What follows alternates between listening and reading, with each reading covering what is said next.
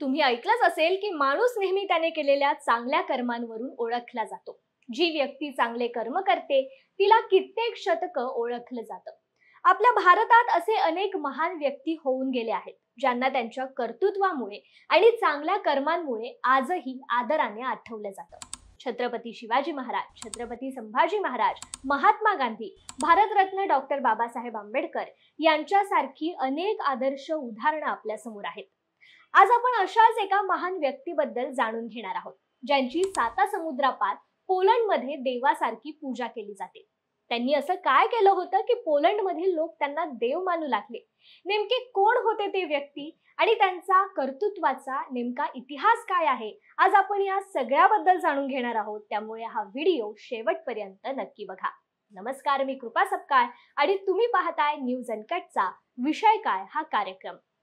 ज्या भारतीय व्यक्तीला पोलंडचा सर्वोच्च नागरी सन्मान देण्यात आलाय, ज्याच्या नावावर पोलंडमध्ये अनेक शाळा आणि चौक आहेत, ज्याला पोलंडमध्ये गुड महाराजा म्हणून ओळखलं जातं.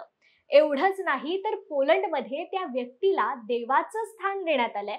अशा महान व्यक्तीचं नाव आहे महाराजा दिग्विजय सिंगजी रणजित सिंगजी जडेजा, म्हणजेच जाम महाराज. जाम महाराज हे गुजरातच्या जामनगर भागाचे महाराज होते. त्यांना आदराने लोक जनसाहबही म्हणत होते.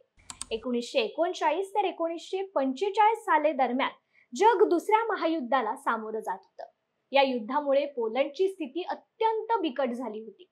जर्मन सैन्य सतत हल्ले करत होतं. त्यामुळे पोलंडमधील नागरिक दारिद्र्य, भूकमारी आणि रोगराईने त्रस्त होते. बरेच लोक आपला जीव वाचवण्यासाठी इतर देशांकडे धाव घेत होते. अशाच एका कठीण परिस्थितीत पोलंडमधून एक जहाज जवळपास 1000 निर्वासित लोकांना घेऊन समुद्रातून प्रवास करत होतं, या आशेवर की कुठेतरी आश्रय मिळेल. हे जहाज तुर्की, सेशेल्स, इराणसह अनेक देशांमध्ये पोहोचलं, पण अनेकांना आश्रय मिळाला नाही. ज्यू लोकांना आश्रय दिला तर त्यांना हिटलरच्या रोषाला सामोरं जावं लागेल अशी भीती बहुतेक देशांना वाटत होती. आश्रयाच्या शोधात हे जहाज गुजरातच्या जामनगर किनाऱ्यावर पोहोचलं. त्यावेळी जामनगरचे महाराज जाम साहेब दिग्विजय सिंगजी जडेजा यांनी या लोकांना मदत करण्याचा निर्णय घेतला. महायुद्धामुळे भारतातही परिस्थिती अत्यंत बिकट होती, कारण भारत ब्रिटिशांच्या आधिपत्याखाली होता आणि जामनगर हे देखील ब्रिटिश संस्थान होतं.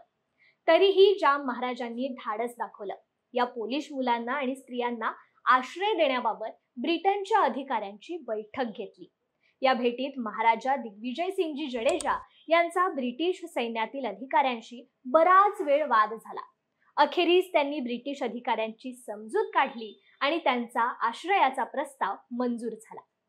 हा प्रस्ताव मंजूर झाल्यानंतर महाराजांनी पोलंड लोकांना अभिवादन केलं आणि म्हणाले की तुम्ही आता अनाथ नाहीत. आजपासून तुम्ही नवनगरी आहात आणि मी बापू आहे. मी सर्व नवनगरीयांचा पिता आहे, म्हणून मी तुमचाही पिता आहे.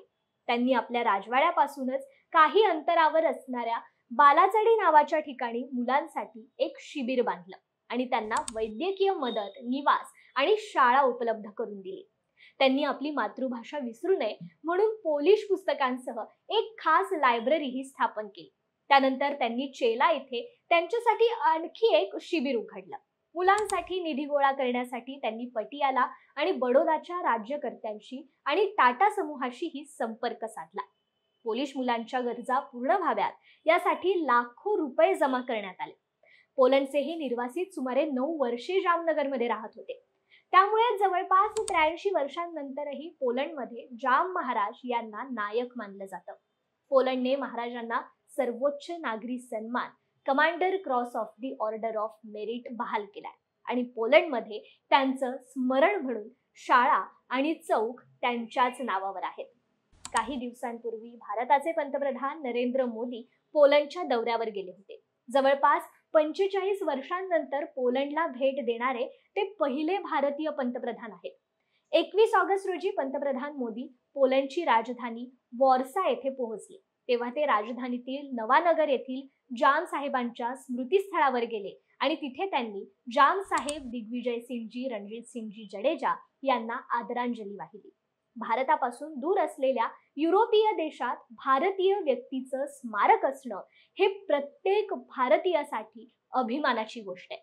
कारण भारताच्या सीमांपलीकडेही आपल्यातील मानवतेचं प्रतीक असलेली व्यक्ती आदराने आठवली जाते.